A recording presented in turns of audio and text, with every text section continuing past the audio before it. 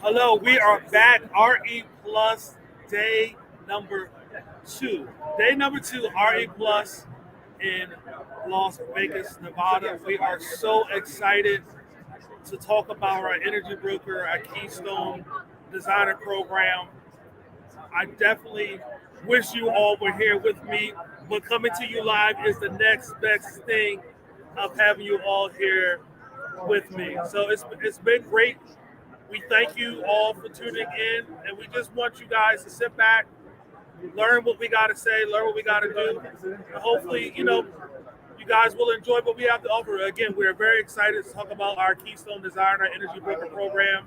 There's a lot going on here out in Las Vegas, but I promise you, the best is yet to come. We're going to have Brian come on. He's going to talk about our Energy Broker program. He's our vice president of our Energy Broker program, and he knows all the ins and outs. If you're unfamiliar with it, I promise you, you will want to tune in because this is how you maximize the benefit, maximize your dollars here with your battery. So we're going to bring Brian on. He's going to discuss our Energy Broker program. He's going to discuss our Keystone Designer. Again, we thank you all for tuning in and enjoy. So, Brian, we are 2 minutes early. Come on, bring your handsome self over here so they can just know. So they'll know there's more than just a voice. I know the lighting's not background. He's the voice in the background. So if you need to get your batteries connected on all type of programs that we have access to, while we're waiting to go on, tell them a couple of the programs that we are connected to. Connected Solutions up in New England, so that's Massachusetts, Rhode Island, Connecticut. We're in the East Side Long Island program, Puerto Rico, California, all across the big three IOUs, and emerging programs in Texas as well. So we have a lot of fun stuff happening in Brian's going to his presentation, and he's going to turn on his mic so that the whole world can hear him to amplify his voice. So without further ado, we're going to talk about our Keystone Designer, our Energy Broker program, and Brian's going to run through the presentation for you guys. All right, just testing. All right, good afternoon, everyone. I'll be introducing Energy Broker, one of the great services that Fortress is able to provide. So without further ado, let's start with a little bit of description on why we are providing the service. Fortress is 100% focused on the customer. So our customers are installers, but we are still focused on the end customer who's actually purchasing the systems, the folks that are actually using the energy. They have been, customers all across the United States have been faced with increasing utility rates going up and up and up exponentially over the last decade and a half. And more outages as climate change is driving just much more frequent storms of all different kinds, driving more and more outages. So people are paying a lot more for their electricity and facing more outages. As a result, they need to get new solutions to that, and Energy Broker helps them achieve this. So part of the evolution with what's been happening since the deregulation of energy across the country is the entire markets are evolving to enable more value capture from behind the meter resources. Behind the meter means anything that's on the customer side of the meter. So if we look at the old grid architecture here on the left, the electricity went from the generators through the transmission utility to the distribution utility, then to the customer, and then the customer was paying one entity for that, and the money flew back to the generator. It has completely changed with more and more renewable energy coming out, with whether solar, wind, anything else, where the flow of electricity is going in both directions from the generators finally through that T&D utilities to the customer, as well as going from the customer through the distribution utility to other customers. EV charging is making that also more erratic, with loads changing in all different locations. We see that in many different locations. So California, here on the left, has made famous the duck curve. This is the old duck curve, where you can actually see this is in the shape of a duck with the head there on the right. It actually has been getting worse and worse with the solar causing this drop in consumption from the grid in the middle of the day, where now it's actually being called the canyon curve, because actually the consumption is dropping so drastically, almost down to nothing, and then quickly ramping back up in the evening hours. This causes a lot of problems because the generators have to basically throttle, pedal to the metal, to provide enough generation to meet the evening peaks because solar is coming down. And what you see on the plot on the right, with the solar coming in, the gas peaker plants are having to throttle and be hard on. This is causing a lot of more dirty energy because it's just less efficient. If you think of your car driving on a highway at 65 miles an hour, it's going on a constant speed. You're getting much better gas mileage than you would be driving in the city, where you're doing stop and go and having to drastically accelerate. It's the same thing with the gas power plants.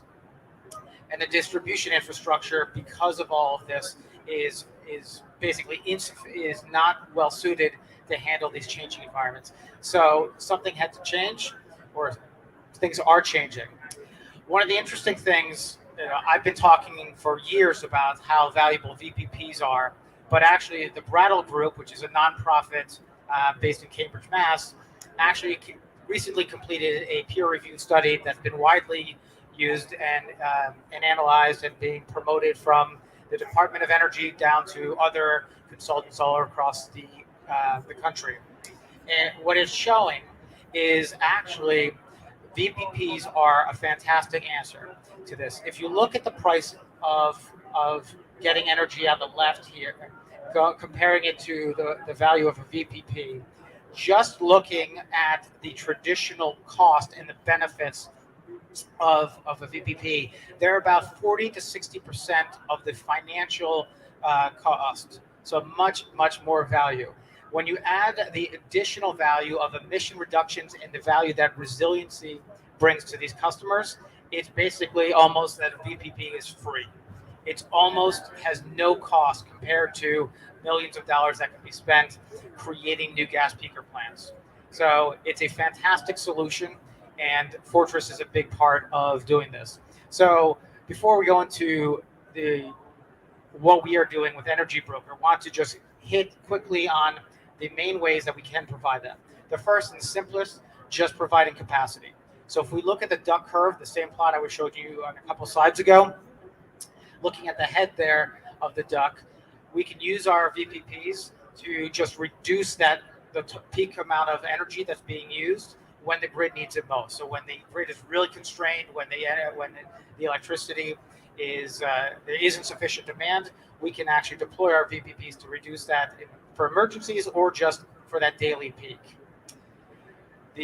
Another thing we can do is actually optimize the value of all the renewables on the grid, not just the behind the meter renewables. This would actually help us get that belly of the duck up and actually make it a flatter load across the entire day. This makes it so you don't have to do as much throttling of those gas power plants. And even further, we can do, I'm not sure if you can see this, but there's a bunch of little green lines going up here on this plot, and that is frequency services. This is really the penultimate value proposition of batteries. Batteries can very quickly dispatch and absorb energy and provide power very quickly, respond within a couple seconds or milliseconds, really. And so instead of using gas peaker plants that are centrally commanded, we can actually be dispatching our batteries to provide grid services, and this is much more efficient than using a gas peaker plant to do this. And as we highlighted quickly from that Brattle Group, this wasn't even a value proposition. This wasn't even a use case that they talked about. So there's a lot more value from VPPs than there are from the gas peaker plants. So that's all about talking about the value there. So what we have done using all of that, using the value that's being provided, is we as Fortress have created this program, EnergyBroker, that allow the end customers to take advantage of all that value.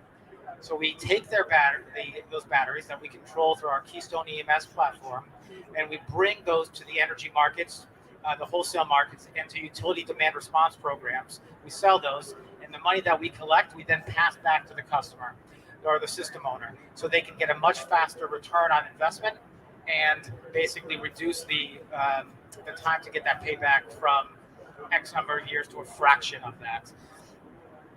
The great thing about this is it's not a trade-off. They're getting a faster payback. In some cases, it's just a couple of years, less than 5 years, and they can do this because they're earning money year round while reducing their energy bill. It's not a reduce energy bill or make money.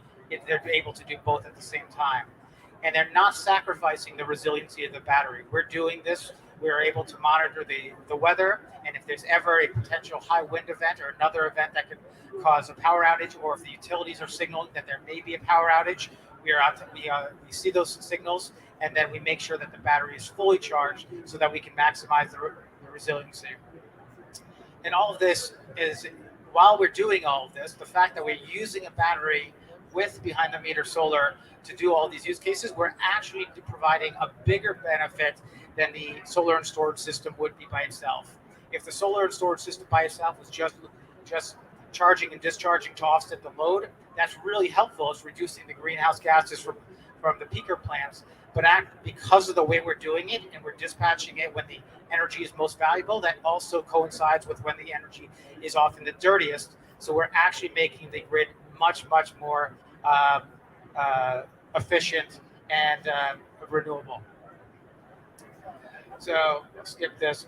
So in the interest of time, I'm not going to go into how this is really being used, but we can, if anyone has any questions, we can go back and look at this. But basically, we're optimizing the charging and discharging around the cost of energy.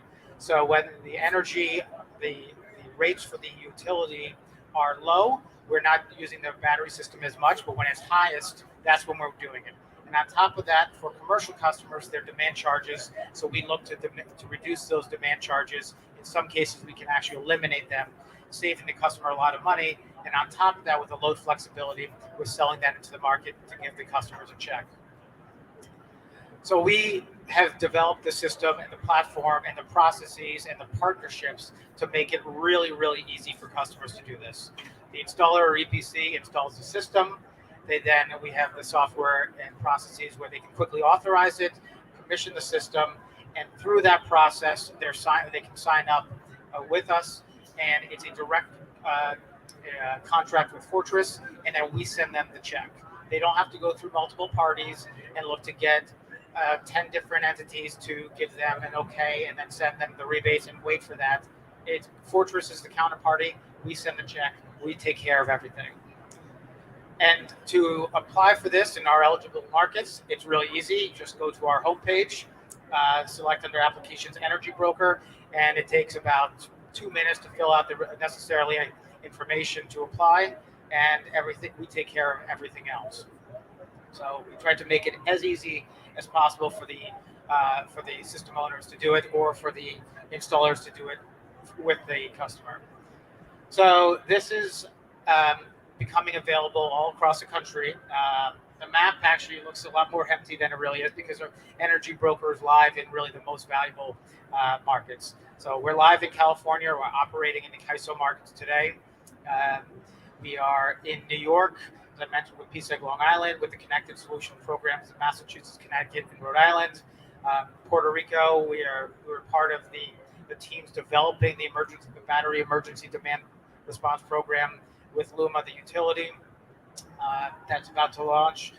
We are enrolling customers now, and we're eligible for incentives in Hawaii as well. And we are possibly today going to receive the formal notice that we are accepted into the WattSmart program with Rocky Mountain Power, and to be able to provide the incentives to our customers in Utah as well, which is really, really exciting. So the big question that I get all the time is really, what's the value for the customers? Well, it's like asking an engineer a question.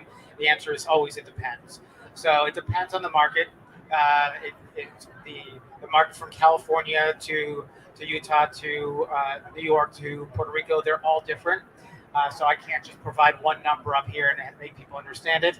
But in addition, even in the same market, two different customers could have two different types of rewards. It's really based on the solar system, it's based on their load, and it's based on the rates that they're on. So we have a number of tools to help the installers and EPCs understand the value.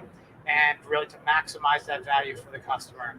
So if this is of interest to anyone, would love to talk about it more. Really, we see this being a major value proposition for the customer because we're making it really easy for them to invest and have this be a strong financial instrument for the customer to invest in their clean energy future. All right, I'm going to take a second, and then in a few minutes, I'll come back and present Keystone Designer, which can show how to model C&I projects and show the economic value for commercial customers. Very good. So as he is transitioning, I hope you all enjoy what you saw on the Keystone. Designers coming up next, but EnergyBroker was first. Again, Fortress Power, we're definitely moving to become an energy storage solution company. So we offer many services. As he pointed out, we are available in many areas now. I'm in the most population centers in California and on the East Coast. So we're very excited. So are we going to cut off and come back on, or are you coming straight into? So we're going to go to part 2 of the Keystone Designer, and I'm telling you, this is exciting. I love what the Keystone Designer has done for our company and our C&I segment. So Brian's going to come back on and talk about the Keystone Designer program, and thank you for those that are tuning in. And my favorite saying is, sharing is caring. So if you're on the stream live, Facebook, YouTube, be sure to share it out to your friends. Okay, and I'm back. So now going to be talking about Keystone Designer, which is the tool that Fortress has to help customers and partners evaluate the economic value of commercial and industrial projects. This is a tremendous tool that we can provide to our partners, or we actually use with or for our partners to help them understand the value for the customer. So I'm just going to walk through a quick demo of a number of different functions and what it does. But if anyone has any questions, we can talk afterwards to go into any more details. So right now, the screen that you see here is what comes up when someone logs in and wants to set up a new project. So here we set it up. They're basically first asking about the location. And we can, in this case, we put in a location in California, put in information on the contact.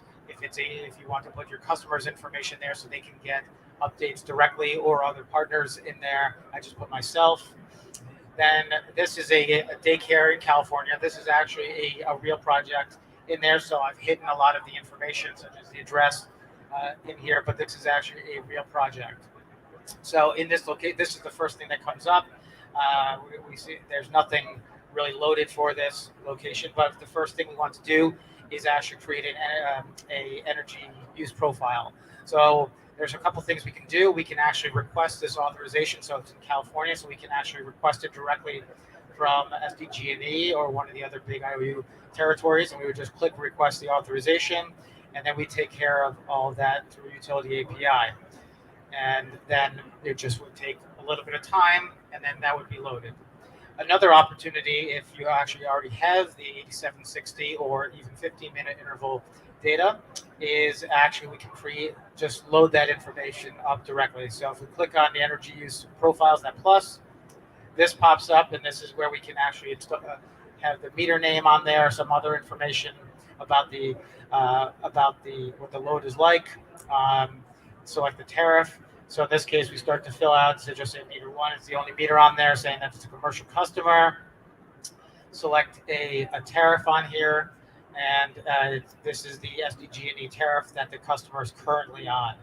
And we have interval data for this customer, so select this 15-minute load profile, or the fact that it is 15 minutes, and actually go through. Sorry, we don't have in this case, we're pretending that we don't have a load profile.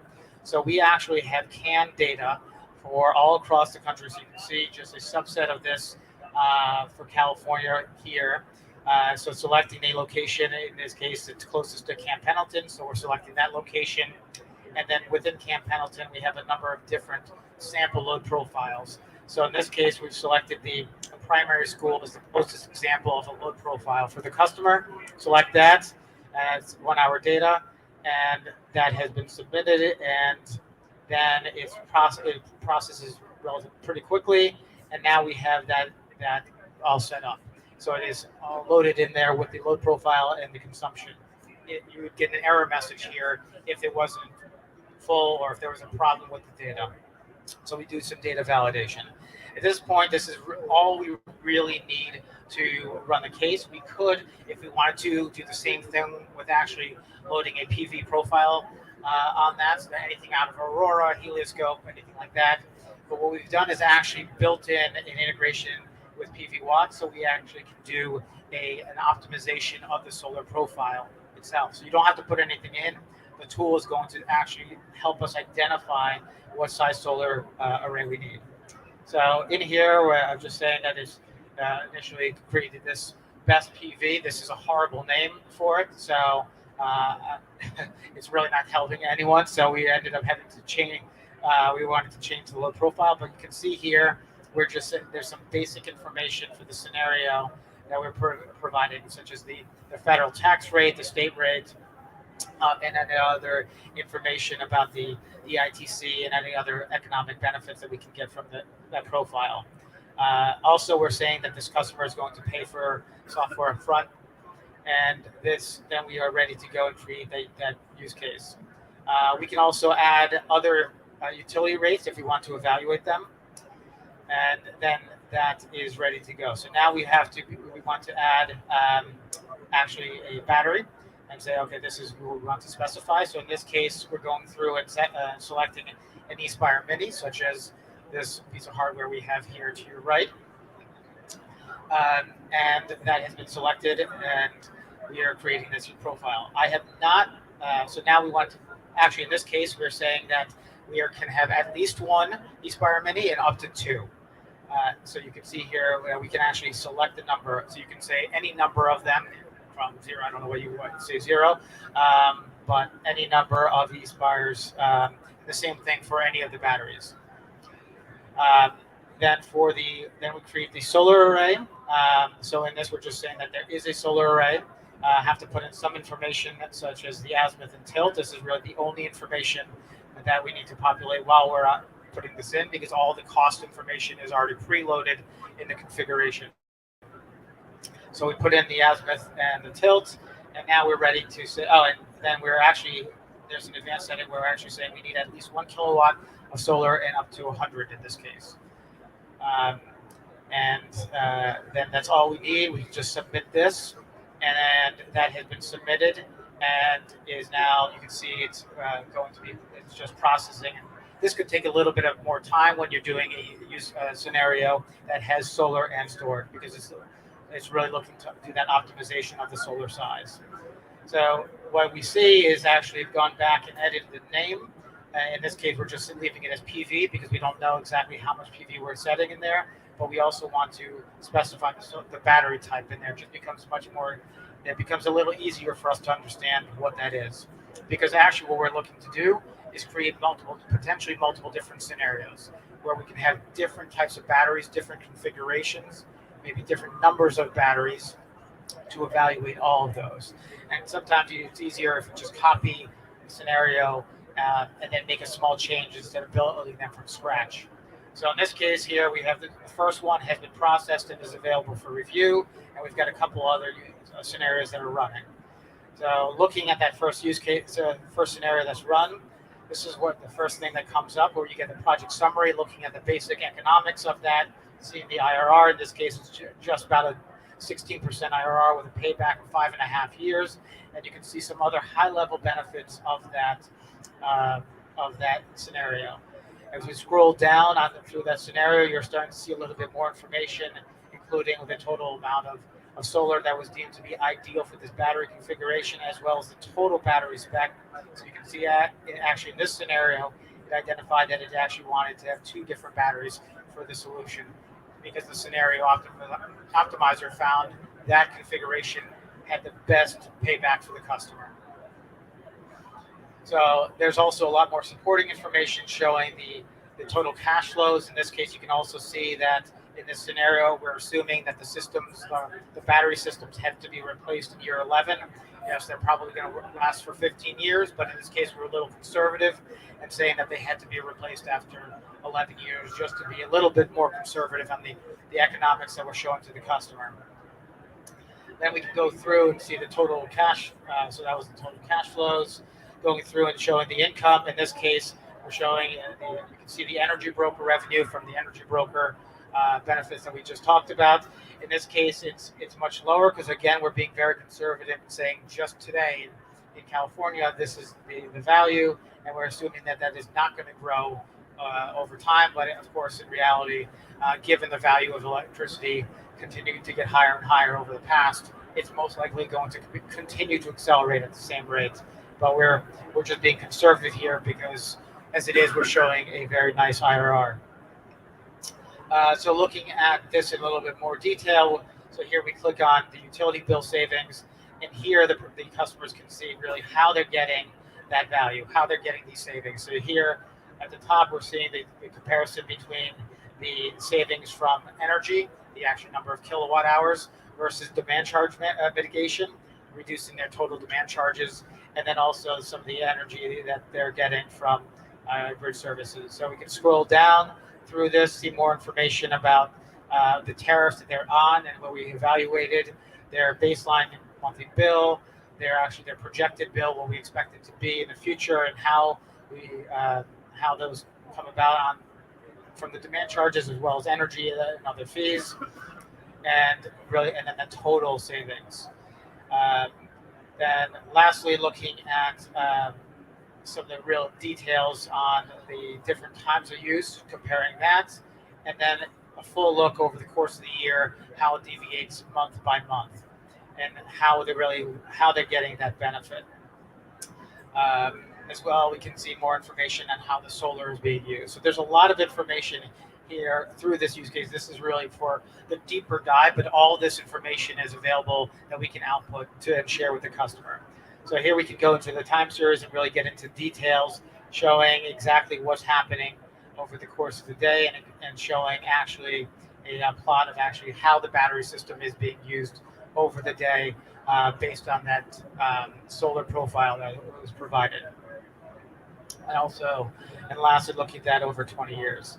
So all of this information is available is online, but we actually output a pro forma showing that economic analysis, which can be available, as well as we can do the same thing and actually providing a report. So we can go to this proposal tool icon there in the middle, and output that, and output a document that can be used. And this is just a generic version of one showing the overview and any detailed design, any detailed information that we want to provide to the customer. And this is completely configurable. So lastly, if we had a number of these different optimization scenarios that we run, really we want to see and compare them and contrast them. So here we can actually do that, clicking on the compare button, actually selecting the scenarios that we actually care about, and actually be able to evaluate them and actually see the different solar size, the battery size, and as well as the economics and how they're actually providing value, and look at that and showing, okay, this is the total answer. And if it's interested, we can actually output that as well to Excel, so that's easy to provide in a PowerPoint or anything else to share with customers or anything else that's needed. So hopefully this was a quick overview, and I could really show people the value of what Keystone Designer can do. This has been really fantastic for us in helping us understand the value, because it has all the actual use cases built into the tool. It's the same use cases that are actually in our Keystone EMS, and this has that and understands that. And so we know that it can do a very accurate job forecasting the value for the customer. So please let me know if there are any questions after the fact. Thanks.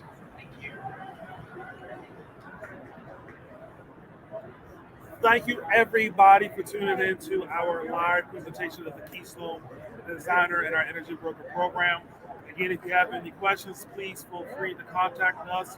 You can email us at sales@fortresspower.com. You on our website, get all information. But again, we love having you all on here learning and about our products. And next time, come to Vegas so we can get a handshake, get a hug, get a picture, and all that type of stuff. But this has to be the next best thing. So we appreciate you. And again, thank you for tuning in.